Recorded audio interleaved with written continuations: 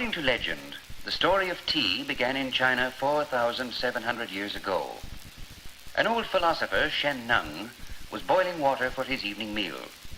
For firewood, he used branches of a bush called cha. Some leaves fell into the boiling water, and a pleasing fragrance drifted from the pot. The old man tasted the brew and rejoiced at his discovery.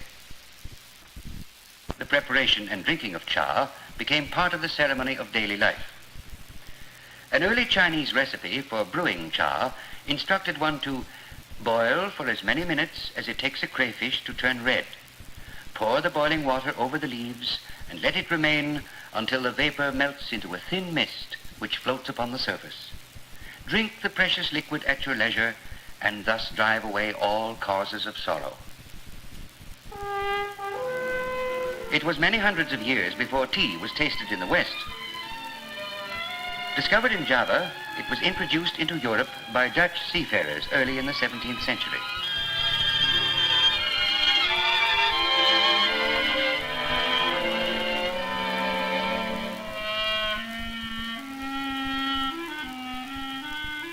Being prosperous, the Dutch took a great interest in food and drink.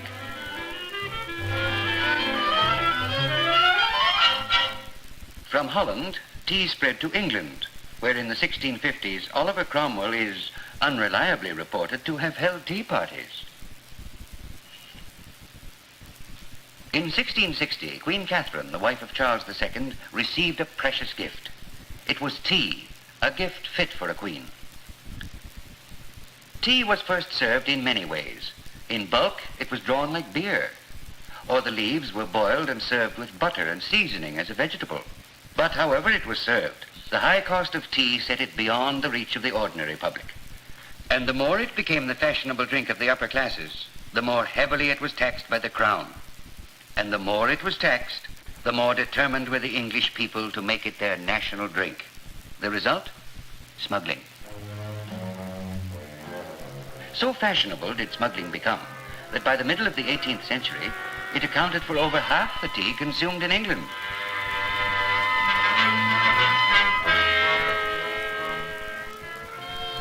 Thus was it possible for Dr. Johnson to fill his famous quart mug. And thus did the English become a tea-drinking nation.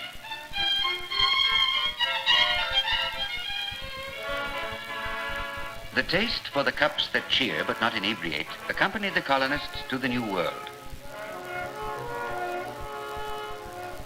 And so did the duty on tea imposed by George III, which made it rather hard for the tax collector and resulted in something known as the Boston Tea Party. A festive occasion on which 10,000 pounds worth of tea was dumped into the harbor as a prelude to the American Revolution.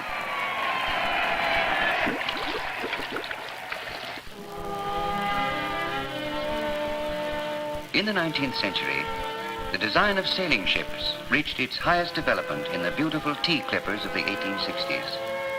The clipper was a functional and efficient machine designed for speed, as the first cargoes to arrive at the London tea auctions would get the highest prices.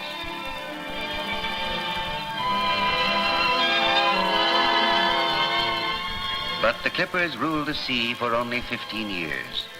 The age of steam was coming, and all sailing ships were doomed to disappear. During the centuries since its discovery, tea has spread through the Orient.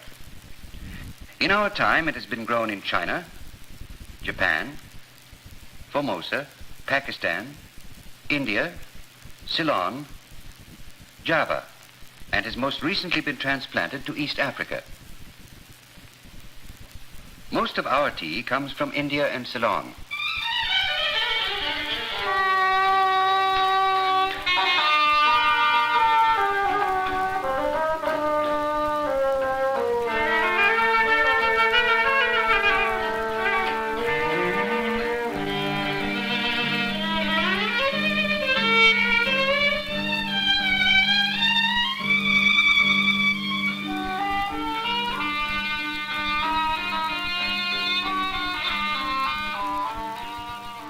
tea gardens of Ceylon are spread high up the sides of the mountains. This is where some of the finest teas in the world are grown. For here the plants are washed by torrential rains, swept by monsoon winds, warmed by the brilliant sunshine, and touched by frost at night.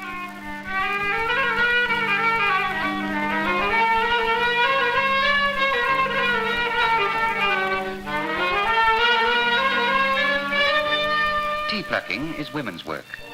Quickly and deftly, they pluck only the newest growth, 2 leaves in the bud from the new shoots.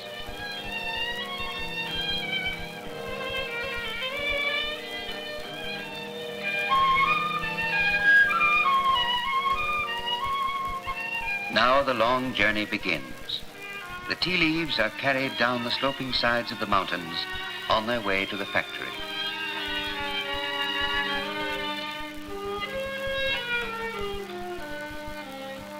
When the fresh green tea arrives here, the leaves are first withered, then rolled and left to oxidize or ferment for a while before being dried with blasts of hot air. Then, having shrunk to 1/4 of its original size, the finished black tea goes into wooden chests, snugly lined with metal foil for protection at sea.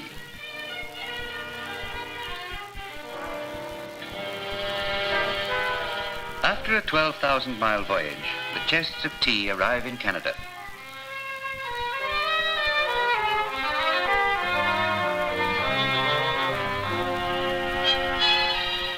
When the tea arrives at this modern Canadian factory, it still has before it the important phase of blending and packaging.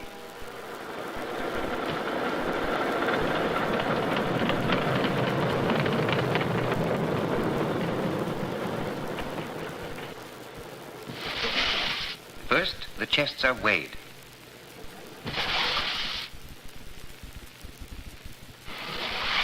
Then samples are taken from the chests.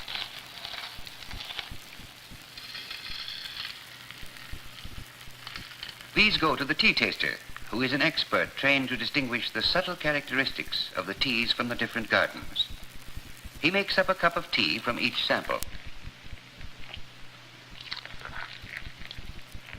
After the tea has infused for 5 minutes, the expert examines the color of the liquid in each cup. He carefully smells the leaves and notes their size and color, and compares all these features with those of the teas he uses as his standards for comparison. Now he tastes the infusion, rolling it against his palate to find the subtlest shades of its flavor. He records the grading of each sample in code and selects the blends from among the code marks. The finished blend may contain teas from 20 to 30 different gardens.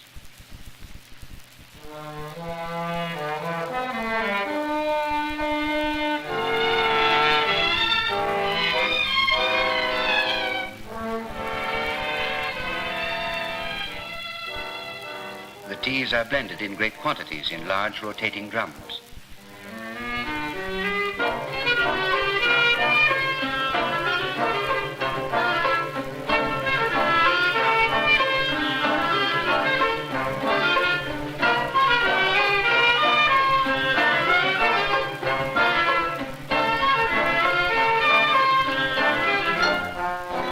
Large glass storage tanks contain the tea as it works its way slowly down toward the packaging machine.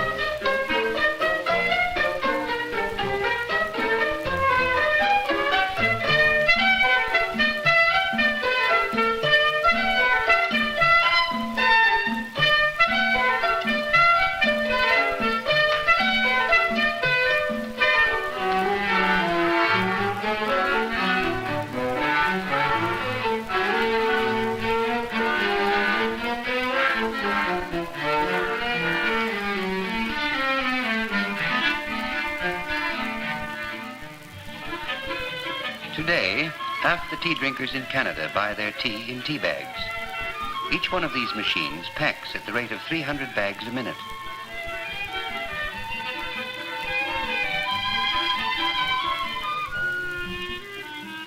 The tea bag paper is folded into a continuous sleeve.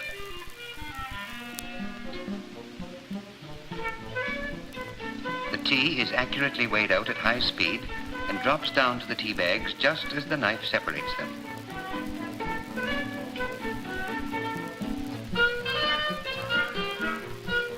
The machine drops the tea bags in batches of 5 for easy handling.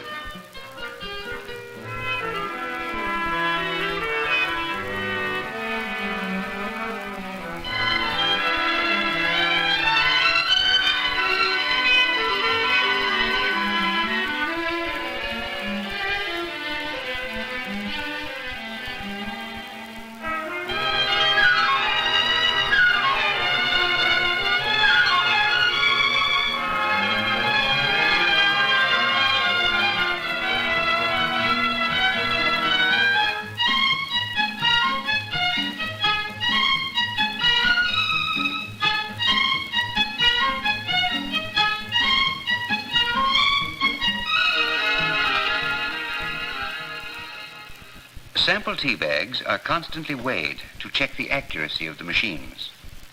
Variations rarely exceed 2 or 3 7/1000ths of a pound. But all this is not enough to guarantee a really good cup of tea. So far, we have only the ingredients. A good cup of tea must be properly made. First, warm the pot with boiling water.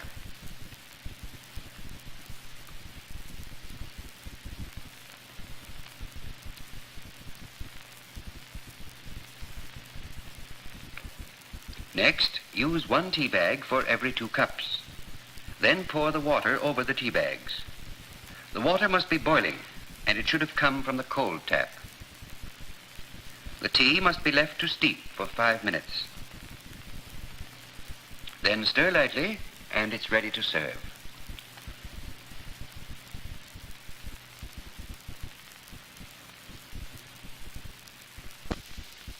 This is the recipe for making delicious tea, that sovereign drink of pleasure and health as developed through the centuries. Centuries which saw some strange experiments. The samovars, urns, and pots which mark this journey through the ages tell but a fragment of the story. For though we buy our tea in a package, its story is older than history.